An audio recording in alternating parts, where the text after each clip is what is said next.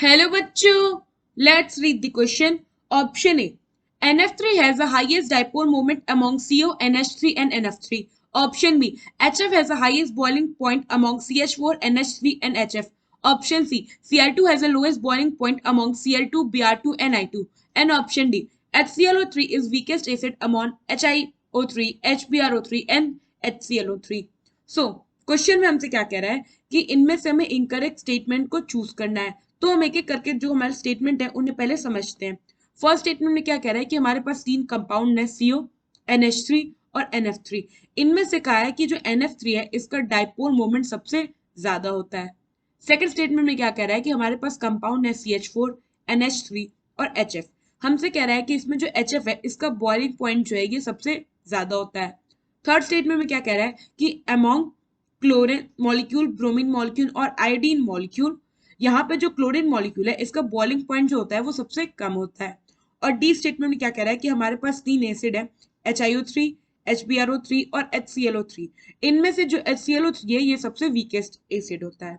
सो ये तो था कि हमसे क्या कह रहा है किस स्टेटमेंट में। अब हम एक एक करके सारे स्टेटमेंट्स को अंडरस्टैंड करते हैं। फर्स्ट स्टेटमेंट में हम पे पूछा गया है डाइपोल मोमेंट। तो हमारे पास मॉलिक्यूल्स में है CO, NH3 and NF3। Now CO में अगर आप देखो तो क्या होता है, कार्बन और ऑक्सीजन के बीच में एक दो बॉन्ड्स होते हैं। और यहाँ पे क्या होता है, कार्बन क्योंकि अभी भी जो कार्बन होता है उसका ये इलेक्ट्रॉन डेफिशिएंट होता है, ऑक्सीजन क्या करता है एक अपना जो लोन पेयर होता है वो कार्बन को दे देता है। तो अब अगर आप देखो तो यहाँ पे कार्बन पे एक लोन पेयर होगा और ऑक्सीजन पे एक लोन पेयर होगा। और अब यहाँ पे इनका क्या हो गया, वैलेंस कंप्लीट हो गया। जो हमारा कार्बन इसका ऑक्टेट क्या हो गया, कंप्लीट हो गया ना। यहाँ पे अगर डाइपोल मोमेंट देखो तो यहाँ पे अब क्योंकि ऑक्सीजन ने क्या किया था, अपना जो लोन पेयर था वो कार्बन को दिया, तो इस पे पार्शियल क्या होगा, पॉजिटिव चार्ज होगा। और जो आपका कार्बन होगा उस पर पार्शियल नेगेटिव चार्ज क्या होगा, डेवलप होगा। तो यहाँ पे जो डाइपोल मोमेंट होता है इन केस ऑफ CO, और डाइपोल मोमेंट को हम बेसिकली यहाँ पे म्यू से डिनोट करते हैं और इसकी वैल्यू होती है 0.1 डी। डी यहाँ पे क्या हो गया, डाइपोल मोमेंट को मेजर करने का यूनिट। नाउ सेकेंड हमारे पास है NH3। NH3 में क्या हो गया, नाइट्रोजन हो गया सेंट्रल एटम, इस पे होगा एक लोन पेयर और इसने क्या किया होगा, तीन हाइड्रोजन के साथ इसने बॉन्ड बनाया होगा। होता क्या है कि नाइट्रोजन पे 5 वैलेंस इलेक्ट्रॉन होते हैं और इसने तीन बॉन्ड कर लिया तो एक लोन पेयर बचा। अब डाइपोल मोमेंट का अगर आप डायरेक्शन देखो तो लोन पेयर डाइपोल मोमेंट इधर की तरफ डायरेक्शन होगा। हाई अब क्या होता है, जो हाइड्रोजन है और यहाँ पे आपका लोन पेयर है, तो नाइट्रोजन जो होता है वो क्योंकि हाइड्रोजन से ज्यादा इलेक्ट्रोनेगेटिव होता है तो ये क्या करेगा, इधर डाइपोल मोमेंट को अपने तरफ अट्रैक्ट करेगा। तो यहाँ पे जो ओवरऑल डाइपोल मोमेंट होगा वो इधर की तरफ चला जाएगा। ये हो गया आपका overall dipole moment, net dipole moment. और अगर आप इसके डाइपोल मोमेंट की बात करो तो इसका जो म्यू होता है इसकी वैल्यू होती है 1.4 डी। नाउ थर्ड कंपाउंड है हमारे पास NF3। इसमें क्या हो गया, नाइट्रोजन, नाइट्रोजन पे होगा एक लोन पेयर, यहाँ पे हो गया फ्लोरीन, यहाँ पे हो गया सेकंड फ्लोरीन, यहाँ पे हो गया third fluorine.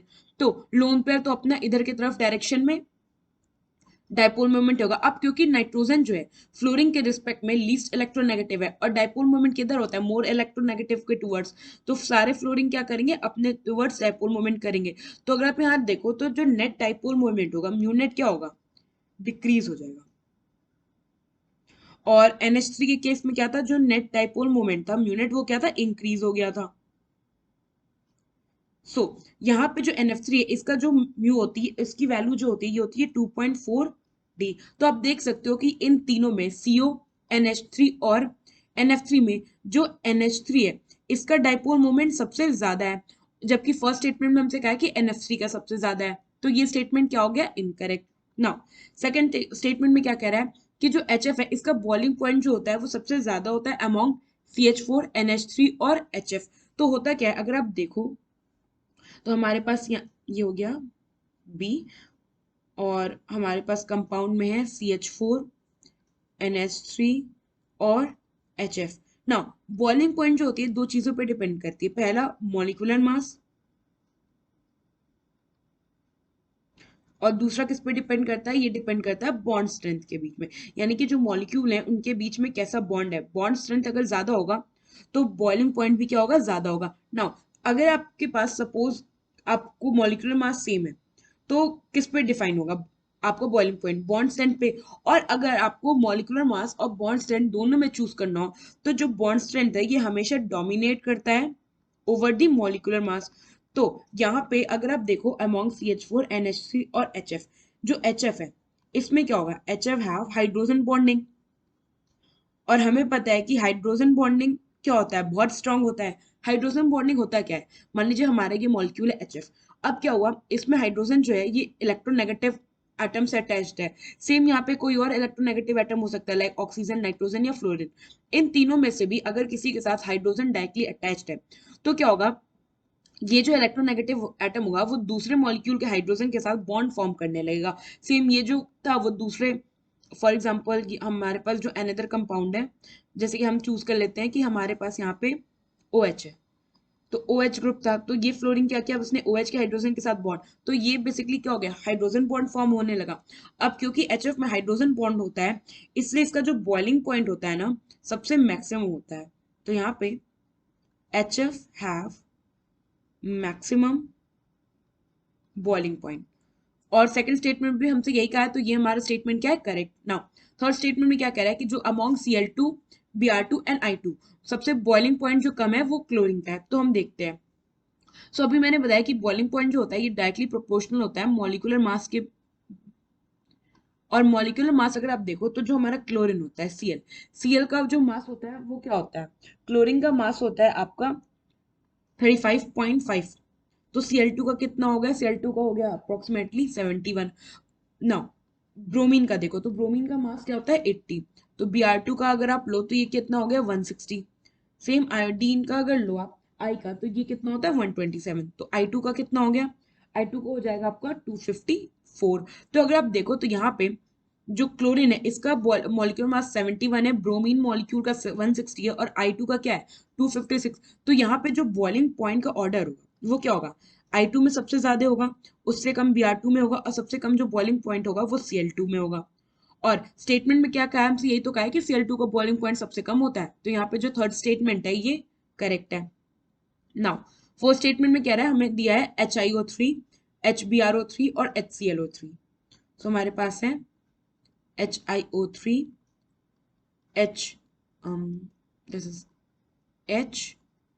HBrO3 and HClO3। Now इनमें से क्या कह रहा है कि जो HClO3 है ये सबसे वीक एसिड होता है।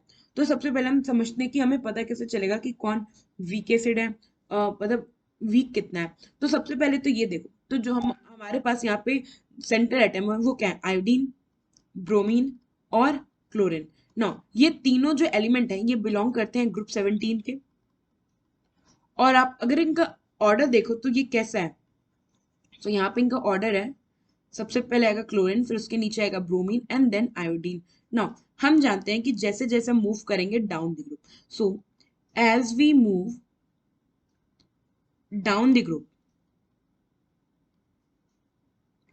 जो साइज है इन एलिमेंट्स का वो क्या होगा, इंक्रीज होगा। और साइज इंक्रीज के साथ साथ जो इलेक्ट्रोनेगेटिविटी है वो क्या होगी, डिक्रीज होगी। नाउ अब इलेक्ट्रोनेगेटिविटी क्या है, इलेक्ट्रोनेगेटिविटी बेसिकली किसी भी एलिमेंट की एबिलिटी होती है कि वो इलेक्ट्रॉन को अपने टूवर्ड्स कितना पुल करके रखता है। So electronegativity is the ability of an atom to pull electrons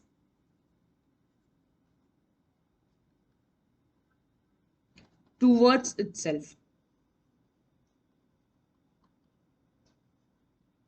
so यहाँ पे